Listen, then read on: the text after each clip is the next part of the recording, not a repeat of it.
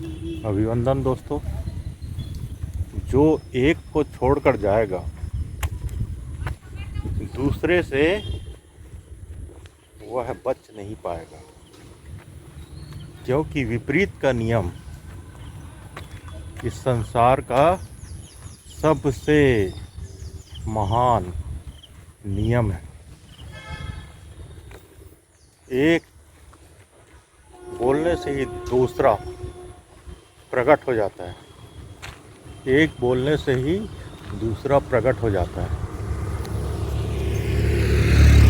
गौतम बुद्ध के बहुत सारे उपदेशों में एक बहुत ही महत्वपूर्ण और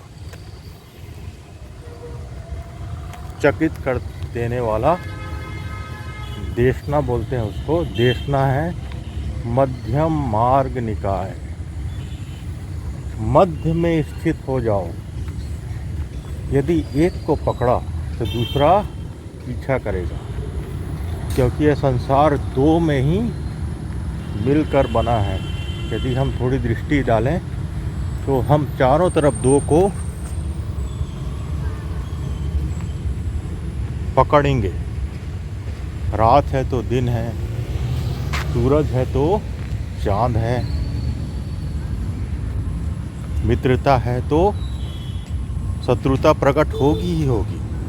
आज नहीं तो कल प्रेम है तो नफरत होगी ही होगी। आज नहीं तो कल समय की बात है।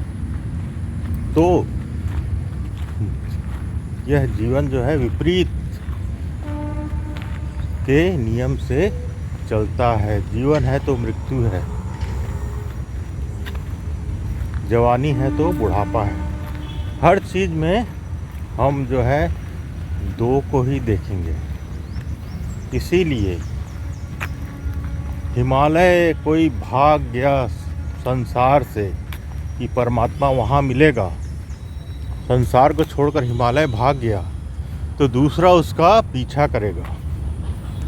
उसे संसार की बार बार याद आएगी और वह सोचेगा कि कहीं मैंने गलत तो नहीं कर दिया।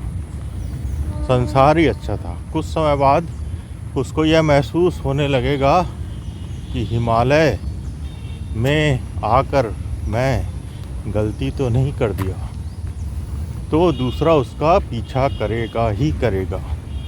तो गौतम बुद्ध का जो सिद्धांत है, जो उनकी देशना है, वो यही कहती है कि मध्य में स्थित हो जाओ।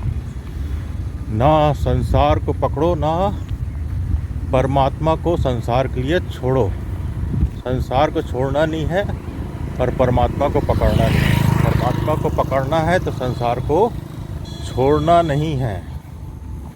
बीच में स्थित हो जाना है। क्रोध और घृणा, प्रेम और नफरत, दोनों में से एक को पकड़ना नहीं है, दोनों के बीच में स्थित हो जाना है। दोनों के मध्य में होकर हमें वह चीज़ को देखना है, दोनों के बीच में होकर।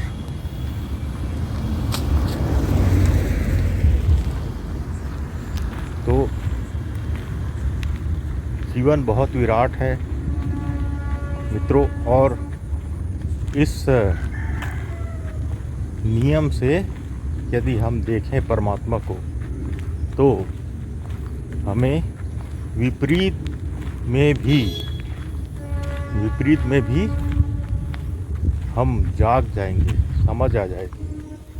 बस चुनाव अपने हाथ में एक का नहीं करना है, क्योंकि एक का किए तो दूसरा पीछा करेगा ही करेगा। आभार, अभिवंदन।